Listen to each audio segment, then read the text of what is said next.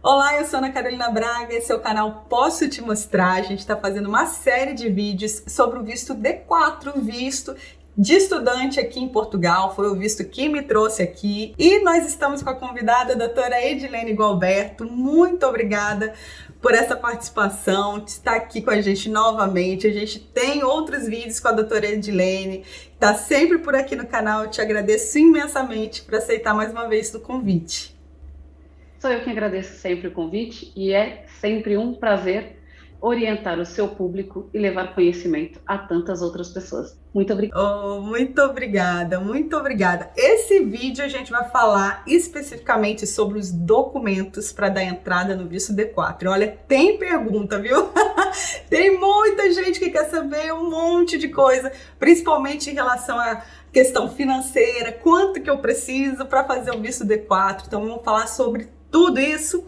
Então, olha, já começo aqui, doutora Edilene. A gente vai falar então sobre os documentos primeiro para se candidatar à universidade, né? Para quem está vindo, tanto para uma licenciatura, um mestrado, um doutoramento. Queria muito saber assim, quais são os documentos básicos que a gente precisa para dar entrada na candidatura. Vamos lá. Assim, a primeira coisa sobre documento que tem que ficar muito claro para todas as pessoas é que isto é muito variável, depende de quem analisa, e a gente sempre corre o risco de ter alguma exigência adicional. Então, não existe uma lista taxativa. Fala, ó, é isso. Não, é isso. E pode ser que peçam mais isso, mais aquilo outro. E cada universidade pode fazer a sua exigência e querer algo diferente. Então, é uma coisa que tem que ficar muito clara. De repente eu falo uma coisa aqui, mas me pediram mais isso. Sim, porque eles podem. Cada uma tem o seu critério. Então, começando, vamos falar um pouco aí das candidaturas que exigem alguns documentos. Então, você vai se candidatar numa escola aqui em Portugal, uma das coisas que você não pode, não abre mão e não tem como ficar sem, é o histórico escolar. Então, seja, por exemplo, para um visto do secundário, que nós falamos lá no nosso primeiro vídeo, seja para o técnico superior, seja para licenciatura, mestrado, doutorado, pós-doc, para tudo você carrega um histórico escolar com todas as suas notas. É importante que esse histórico tenha uma média global. Quanto você, depois de 3 anos estudando, qual foi a sua última nota? Eu fiz uma graduação de 5 anos. Em 5 anos, qual foi a sua nota? Vai ter que ter uma média global. Esses documentos necessariamente precisam estar apostilados, porque é um documento brasileiro. Para ter validade aqui, ele tem que ter o selo da apostila de AIA. Então, ele tem que estar apostilado. Então, o histórico é muito importante. Cada universidade vai ter a sua regra. Algumas pedem, eu quero uma declaração de como a nota é emitida pela universidade. A universidade tem que dizer, olha, eu atribuo a nota de 0 a 10, a nossa média é 7, e explica como é que atribui a nota. Eles querem saber isso aqui. Eu tive que fazer isso. Teve, não teve? Eu Para também. mostrar, porque no Brasil a nota é de 0 a 10 e aqui a nota é de 0 a 20, né? Então, eles pediram para uma declaração que você faz, né? As universidades também no Brasil já estão cientes disso, né? Então, Se não foi tiver a média simples. global no histórico, pode pedir, eles incluem nessa declaração, eles colocam, e a fulana de tal concluiu com uma média final de X. Então, eles também podem pedir. Então, o histórico não falta. Então, esse não tem jeito. Agora, eu vou para um mestrado. Então eu já tenho um diploma. Então, eu também tenho que ter o diploma. E aí, eu vou para o doutorado. O que eu tenho de certificação? Eu já tenho um mestrado? Um pós-doc. Eu já tenho um doutorado? Quais são os seus certificados e os históricos desses cursos que você fez? O histórico de um mestrado, o histórico da licenciatura. E aí você carrega. Então, o histórico, certificado e diploma é fundamental para o estudante em qualquer fase, em qualquer época. Tá? Esse tem que estar solicitado. Então, essa é uma das exigências, às vezes tem essa declaração. Normalmente eles pedem um currículo, muitos pedem para você fazer um currículo. Formulários de candidatura, cada universidade tem a sua. Então, isso é variável. Tem universidade que pede atestado médico de capacidade. Uau. Capacidade mental, como é que você tá. Então, você tem que ser avaliado por um médico em Portugal, tá? Uau. Então, os meus clientes, por exemplo, passam uma consulta médica online, um médico daqui emite um atestado e me manda, Ah, para ver uhum, como é que é variável essas candidaturas. Então, cada uhum. uma pede a sua. O essencial é o seu passaporte em dia, os seus históricos, seus certificados, em geral, um currículo. E aí, eu vou me candidatar a uma licenciatura. A nota do Enem. A nota do Enem vai te ajudar muito. Eu não tenho a nota do Certo. Enem, então eu vou provar, vou juntar outros certificados dizendo o que eu já fiz, quais cursos eu já fiz, e vou anexar nessa candidatura. Então, Uhum. tudo vai depender do seu curso e da universidade que você escolher. Mas, em geral, estes documentos são primordiais. E, em geral, a candidatura pode ser feita do Brasil de forma online, né? Você disse num vídeo anterior que tem algumas universidades que pedem para enviar por correio a documentação, mas são algumas, né? Eu vejo que a maioria aceita que você envie a documentação online, então você vai tirar as fotos, né? Escanear tudo ali direitinho dos seus documentos, mandar, né? É isso? Sim, é isso mesmo. Atualmente, principalmente com a pandemia, e como eu digo sempre, nem tudo é 100% ruim, a pandemia trouxe uma evolução tecnológica muito grande para o país e para as universidades também. Então, o que há 3 anos atrás eu ia presencial em quase todas as universidades para candidatar um cliente, hoje a grande maioria eu faço um processo online. A gente faz toda a Uhum. candidatura. O que acontece que é importante? Muitas exigem esse documento físico no momento da matrícula. Ou aceita te matricular, mas no início das aulas você vai ter que apresentar tudo. Seu histórico, seu certificado, seu diploma, sua declaração, você vai ter que apresentar tudo para eles Uhum. conferirem. Mas hoje já é possível. O que eu oriento aos meus clientes, depois que eu candidato, eu peço para que muitos me enviem esses documentos para ter comigo. No momento da matrícula, for uma exigência de apresentá-los, eu consigo ir lá e apresentar. Então, eu vou fazer a candidatura sozinha, mas eu tenho uma prima em Portugal.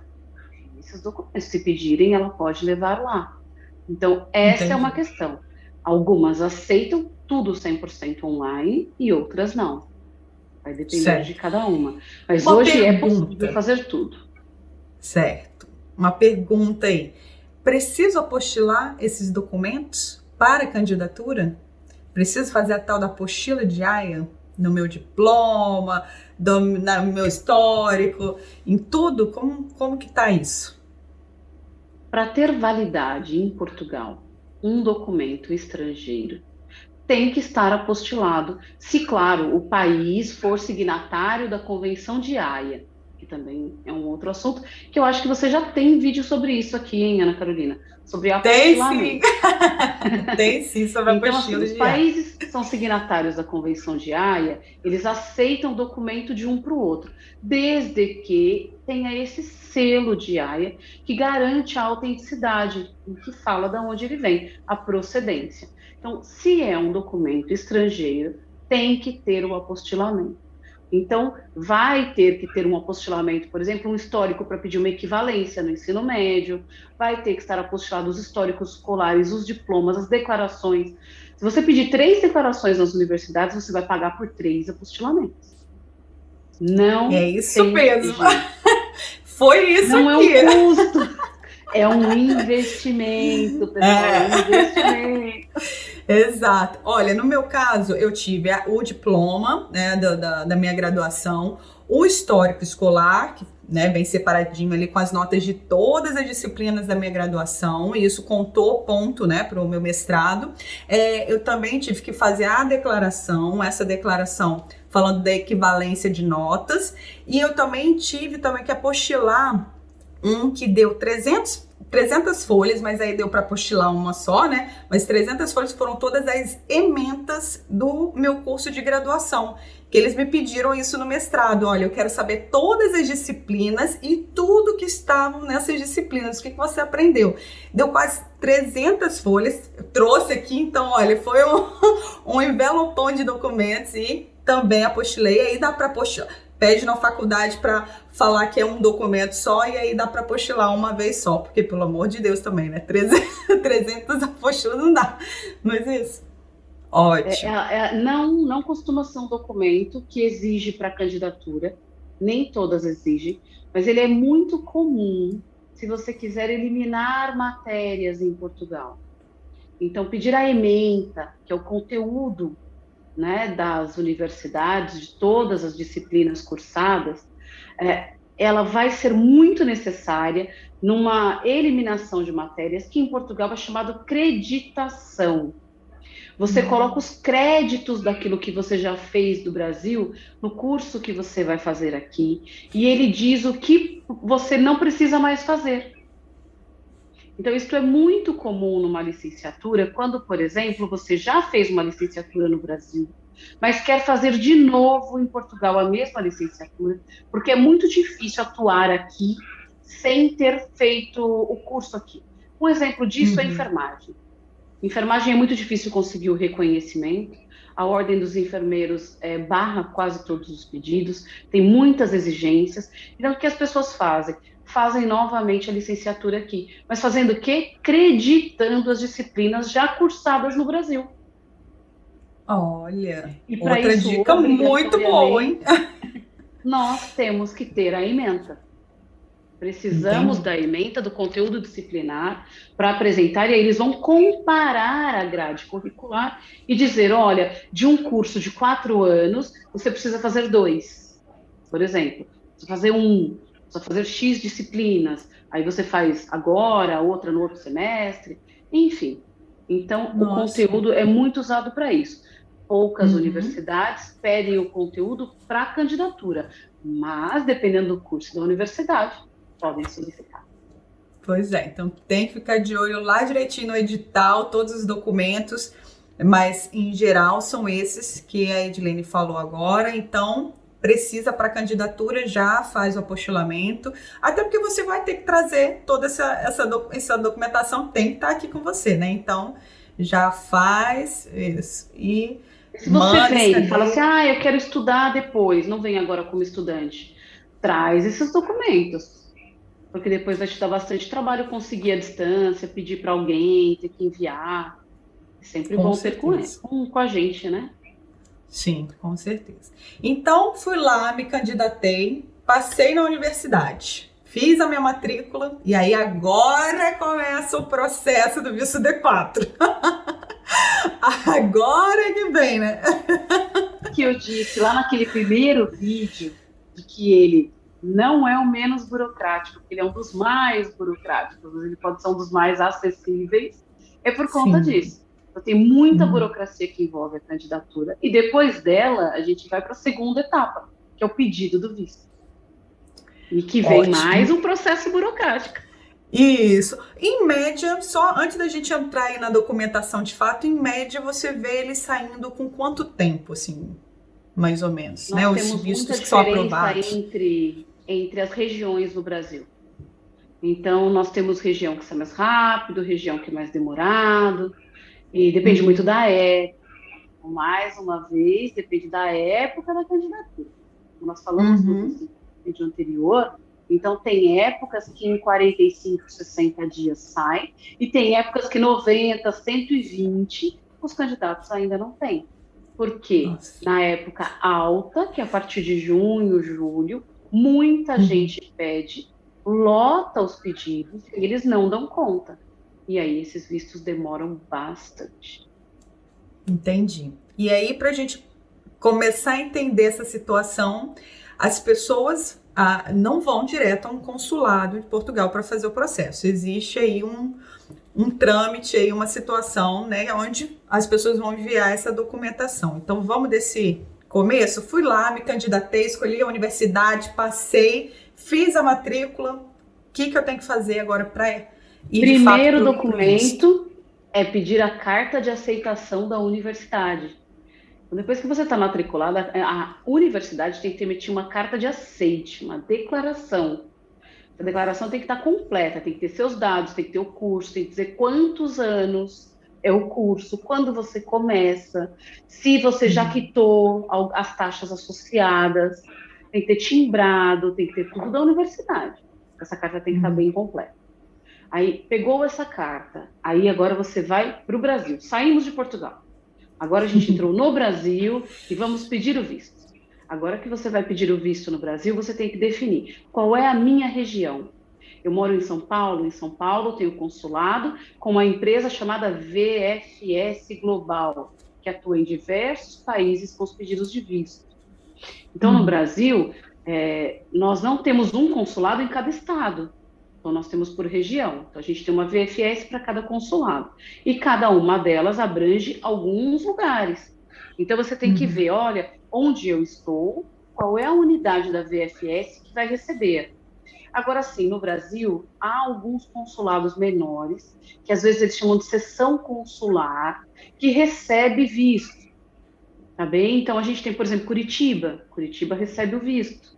E são fases também, tá bem? Isso é importante. Tem época que eles recebem, tem época que eles não recebem. Porto Alegre, às vezes recebe, às vezes não recebe.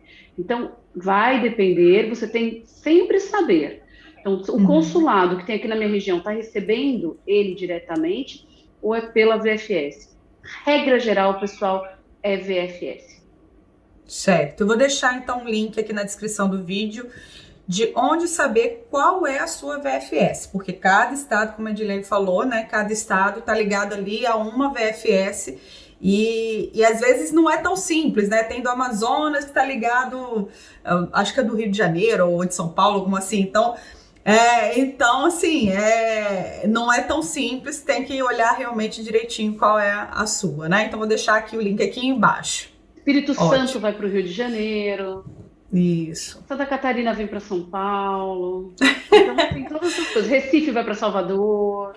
Então é importante estar atento com isso. Sim, porque é para lá que você vai mandar a documentação.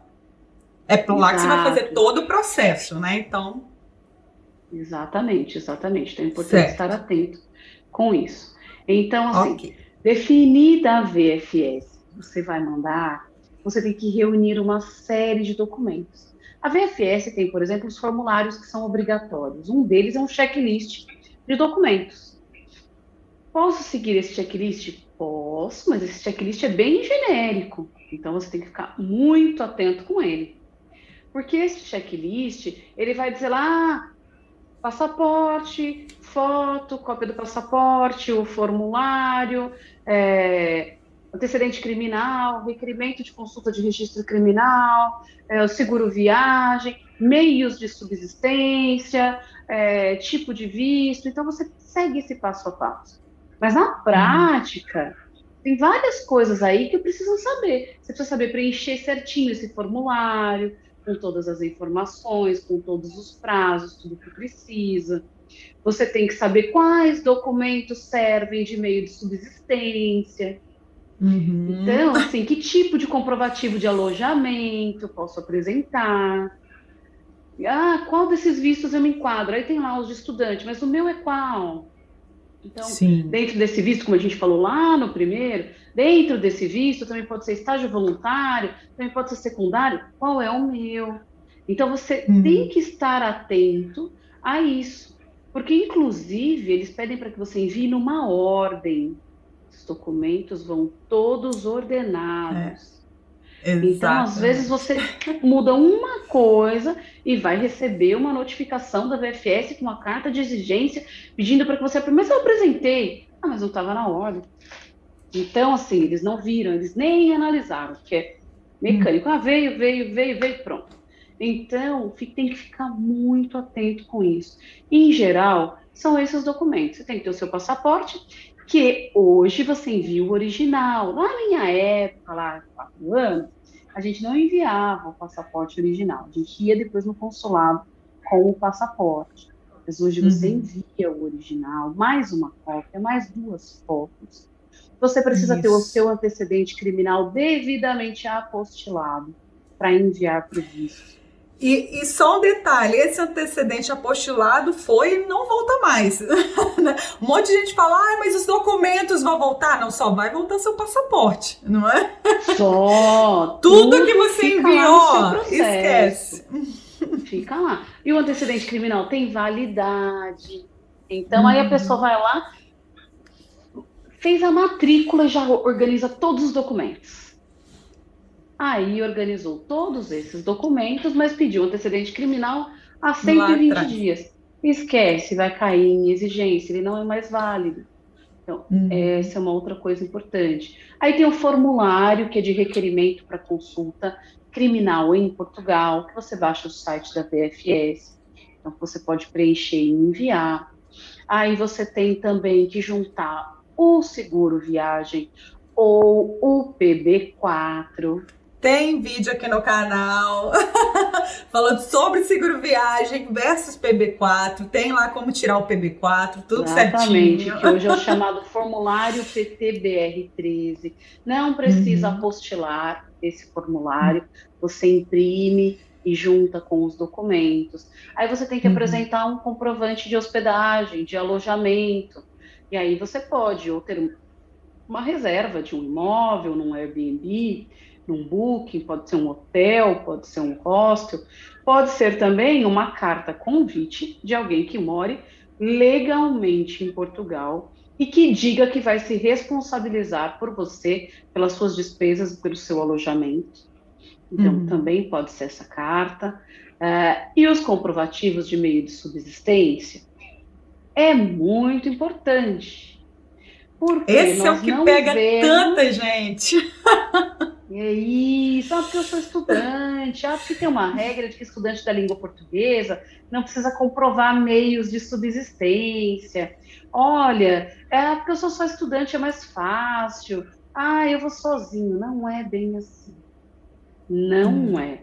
Na prática, se você não apresentar declaração de imposto de renda, olerites, saldo bancário, uma boa movimentação financeira, o seu visto vai ser indeferido sob qualquer argumento, menos sob o argumento de que você não apresentou meios de subsistência quando você é estudante.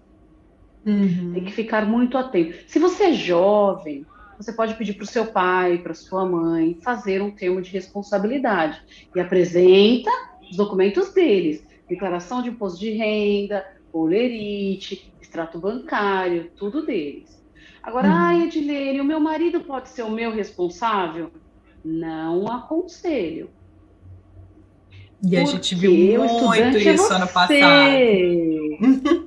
Se o estudante é você, você tem que se sustentar. Então, Uhum. evita que o marido seja o responsável. Gente, antes da pandemia, isso tudo era possível, era muito comum, a gente fazia sempre. Só que depois eles começaram com essa história de estudante vem para estudar, não para trazer família. Aí, se Uhum. você apresenta o seu marido, pronto. É o motivo que Uhum. eles têm para dizer: você não quer vir estudar, você quer vir para trazer família. Você só está usando Olha, como pretexto o visto. olha, eu vou dar agora aqui a minha No seu experiência, depoimento. porque eu passei pelo sufoco de receber a cartinha de indeferimento. Eu entrei num grupo de WhatsApp onde tá várias pessoas passando pela mesma situação que eu, e quando a gente fez uma listinha da intenção de deferimento pela VFS, nós vimos que era 90% das pessoas eram mulheres casadas, mais velhas, estavam sendo indeferidas porque eles identificaram que, olha, vocês vão trazer a família e vocês não têm recursos suficientes próprios, então uma série de coisas em que esse perfil das mulheres, e muitas mulheres estavam colocando o marido como o responsável financeiro, e todas elas caindo nessa questão do indeferimento, sendo negado, né? O visto, e aí a gente teve que entrar com recurso e mostrar, olha, peraí, eu tenho meios, algumas conseguiram, outras não, mas esse perfil estava muito, muito por conta disso. A esposa vindo estudar e o marido como responsável financeiro. É Vi muito isso, isso. é isso. Portanto, evite, se organize, faz a sua declaração de imposto de renda, a gente está no começo. Dá para você fazer, procure um contador, declare. Tem uma reserva que está na conta do marido, passe para a sua. Então, se organize, está na conta da esposa, passe para o do marido, passe sempre para o titular do visto. Evite esse sustentar. Porque se você é casado, alguém está te sustentando, existe uma regra muito simples que diz: quem é sustentado não pode sustentar. E na hora que você vai reagrupar, é você quem vai sustentar. Se você é sustentada, como é que você reagrupa? Uhum. Essa é a questão. E é isso que quem está aí do outro lado não tem essa noção. E é por isso Sim. que cai em todos esses questionamentos. Então, fique sempre muito atento com essa questão dos meios de subsistência. E aí, no final, a gente tem a carta de aceite, que você junta da universidade para poder Uhum. enviar. E uma coisa que eu sugiro é uma carta de motivação. Por que que eu quero ir? Por que que o visto estudante é Uhum. importante para mim? Como é que eu pretendo me sustentar nesse um ano que eu estarei em Portugal? Então, olha, eu pretendo me sustentar assim, assado, eu gosto de Portugal por isso, por aquilo, escolhi esse curso por isso, por aquilo. Se apresenta, mostra, né? Faça uma carta de motivação explicando tudo isso. Ajuda bastante. Não que os vistos não Sim. sejam aprovados sem carta de motivação. São sim, eu faço vários vistos de clientes sem carta de motivação. Mas muitas vezes alguns documentos dizem por si só.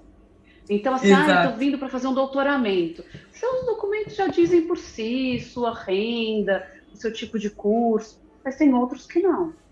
Então, Exato. é sempre avaliar caso a É, caso, essa, se for essa ser carta necessário. motivação, eu vi muitos. Eu mandei a minha carta de motivação ali depois que entrou com essa questão do recurso, fiz ela pensando muito e falei ali a minha vida inteira o porquê que eu queria, contei minha experiência, de onde estava vindo meu dinheiro, contei tudo ali e realmente eu acho que fez toda a diferença para o agente olhar e falar: ah, tá, agora entendi determinadas coisas que só com o documento não estavam, né, tão claros. Não é isso? Então, eu acho que realmente pode fazer a diferença aí, ainda mais em situações assim. Agora, essa questão da subsistência. Quanto de fato tem um valor que a gente precisa mostrar na nossa conta, ou nosso patrocinador, a pessoa que vai sustentar, né, economicamente ali o outro enquanto está estudando, tem um valor exato, Edilene? Na verdade, não existe um valor exato, mas existe um cálculo sugerido pelo país. Então, assim, Portugal entende que a pessoa titular do visto, ele precisa de pelo menos um salário mínimo por mês para se sustentar. E com o pedido de visto, você precisa provar isso para um ano. Então, você Salário mínimo multiplica o salário português por mínimo, mês. isso, um salário mínimo por mês, você vai multiplicar por 12 e vai achar um valor mínimo anual.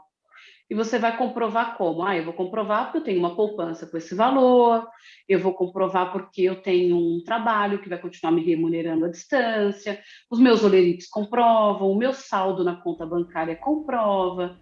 Então, é assim que eu vou comprovar. Tá bem? O meu patrocinador vai ter que ter esse salário e mais o suficiente para ele se sustentar. Então, se esse Uhum. patrocinador não ganhar pelo menos 3 salários mínimos portugueses, eu acho difícil ele sustentar, porque como é que ele vai deixar mais de 33% da renda dele para a pessoa? Então, esse Entendi. patrocinador também tem que provar isso, que tem reserva, que tem ganho mensal, que tem bens, que Uhum. tem imposto de renda. Então, a Certo. conta é essa. Agora, sim, eu coloco lá que vou pedir o visto de estudante e que eu sou casada. Mas eu apresento uma reserva, uma declaração de imposto de renda de valor não compatível com quem é casado. Porque aí, com o marido, a gente tem que provar um salário mínimo e meio. O segundo titular adulto é 50%.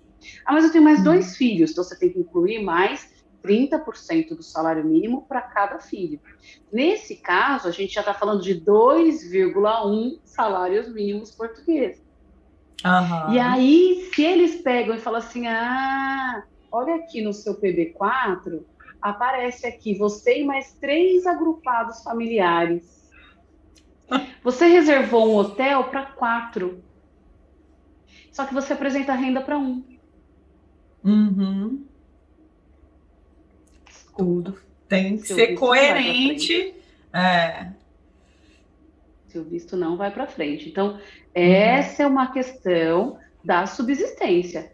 É a pegadinha do Uhum. visto. Entendi. É. Então, sempre ficar de olho aí na sua reserva de hospedagem. Quantas pessoas tem no seu PB4? Quantas pessoas estão ali no seu PB4? Para você saber também se você tem o dinheiro suficiente. Agora, eu estou fazendo uma continha básica aqui. Vamos colocar ali, vai dar até um pouquinho mais, mas se eu colocar ali o salário mínimo, 700 euros, por 12 meses, está dando 8.400 euros. Se eu multiplicar aí por 6, agora até baixou um pouco, mas vamos colocar aí por 6, tá dando 50.400 reais.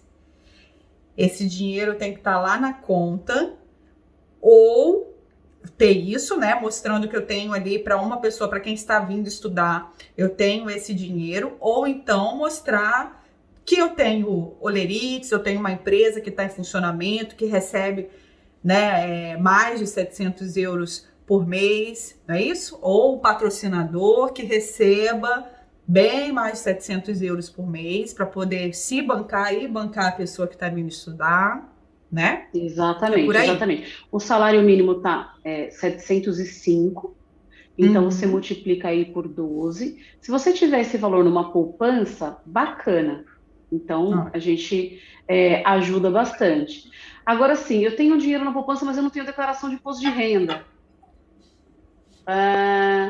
Já vi várias exigências do tipo, manifestamos a intenção de indeferir porque não apresentou declaração de imposto de renda compatível. Então, assim, não é na dúvida, faz completo. Não é uma conta simples. Eu tenho que ter 50 mil para pedir, pronto, e eu vou conseguir. Não é simples. E na verdade, assim, pode ser que você consiga com esse valor, tá? Mas tudo vai depender de quem analisa o seu processo. Pode ser que eu não tenha os 50 mil ainda, mas que eu tenha um patrocinador que tem ali o seu salário de 5, 6 mil reais por mês e aí consiga me sustentar como um patrocinador. Pode ser? Aí você apresenta. E em alguns casos, você pode apresentar os dois. Você pode dizer, olha, eu tenho uma reserva, eu tenho um dinheiro e ainda assim eu tenho um patrocinador, o meu pai... sei lá, porque é muito comum. Meu pai aposentado recebe tanto por mês, a declaração de imposto de renda está aqui, os olerites estão aqui, então eu me sustento e também tenho quem me sustente. Isso também pode ser feito. Quando o bicho pegar, tem meu pai ali também que vai me ajudar e tal, então também posso fazer isso, né? E, inclusive, eu já vi que pode ser mais do que um patrocinador. Você recomenda isso ou você acha arriscado? Você vê alguma coisa específica? Olha, eu recomendaria mais do que um se for, por exemplo, pai e mãe. Certo. O imposto de renda agora ali... fala assim, eu peguei um tio, uma madrinha, mais a mãe. Não acho que vejam com bons olhos. Entendi. Não estou dizendo que não vai ser possível. Eu estou dizendo que pode não ser visto com bons olhos. Entendi. Eu vi muito isso nesses 2 últimos anos, olhando e conversando com muita gente. Eu vi isso. Não tem uma matemática certa. Às vezes você olha uma pessoa e você fala, esse aí não vai conseguir, não. E é aprovado. Isso. E tem outro que... Já tive clientes que eu falava assim, nossa...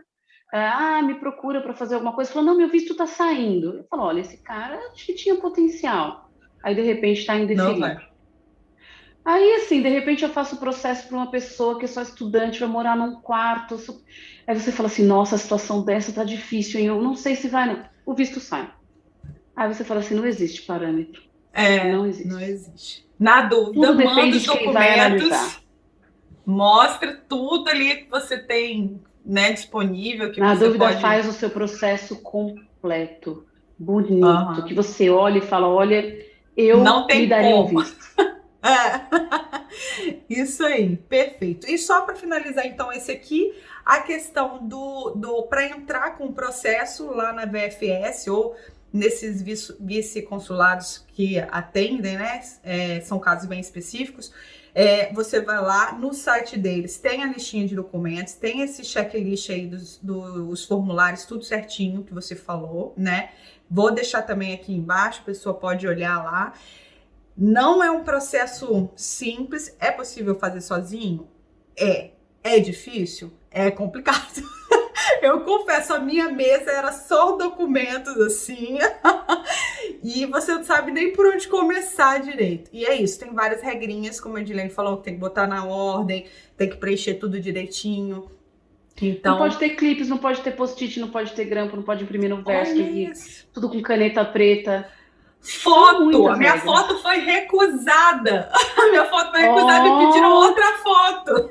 tem Eu as fiquei, regras por para quê? foto. Tem que mostrar a orelha, Fundo tem que mostrar. branco, mostrar Não a pode ter o orelha, não pode ter brinco. boné, não pode ter brinco, não pode estar tampando isso, não pode. Ixi. Olha, é um processo, mas não é impossível. Exatamente, Pelo contrário, é super exatamente. possível. Eu tenho, ó, na minha sala são 7 brasileiros, então, assim, é super possível, né? Tem muita Sim, gente aqui assim.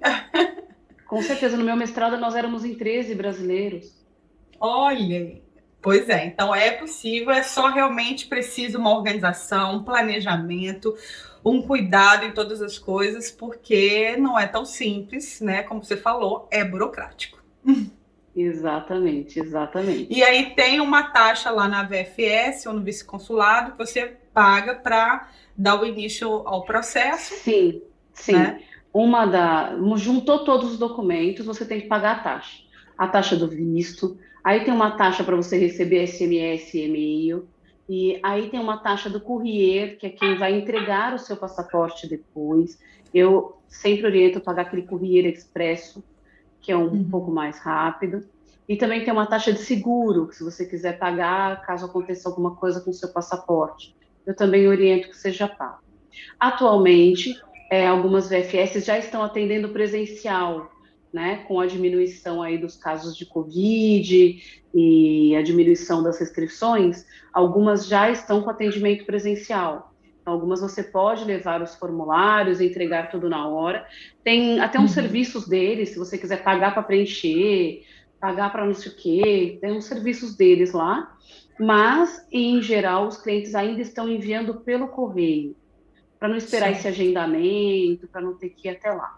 Manda pelo Uhum. correio, registrado, com aviso de recebimento, acompanhe. Chegou na VFS, eles vão ou fazer alguma exigência para pedir algo que eles entendam que faltou, ou eles vão te emitir, ou eles vão te enviar um SMS, um e-mail, se você pagou a taxa, dizendo que foi para o consulado, e o número do processo para você acompanhar pelo site deles.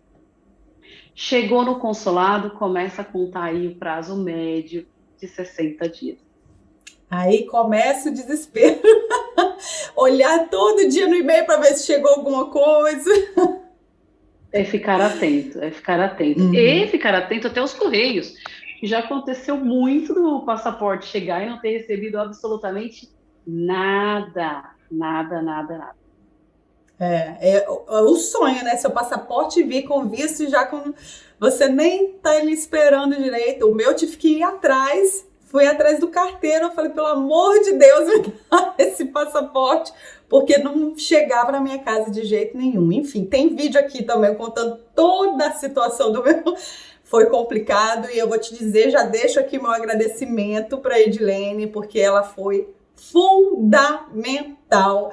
Eu fiz o meu visto sozinha, mas foi fundamental. Eu fiz uma consulta com a doutora Edilene e, olha, assim, eu tenho certeza que meu visto depois ele foi aprovado e tem a mãozinha da Edilene ali, então eu agradeço muito, muito, muito. Imagina, imagina. Eu fico super feliz, eu fico super feliz. Você quer ver que a maior gratificação é o cliente receber um visto. Nossa, Nossa, olha, eu eu comemorava faço a festa tanto. daqui. É isso aí, eu me lembro, inclusive, quando eu mandei a mensagem, eu falei, Edilene, Eu mas faço uma é festa realmente a tremenda a hora que cada você. visto. E aí começa a nova etapa da mudança de fato. E aí a gente vai falar então no próximo vídeo sobre a questão do reagrupamento, a questão de chegar Muito em bem. Portugal, que é importantíssimo aí, todo mundo tem muita dúvida É sobre isso mesmo, isso. porque nem todo curso vai te dar direito ao reagrupamento familiar, hein? Então, não perde o Pois próximo é. vídeo.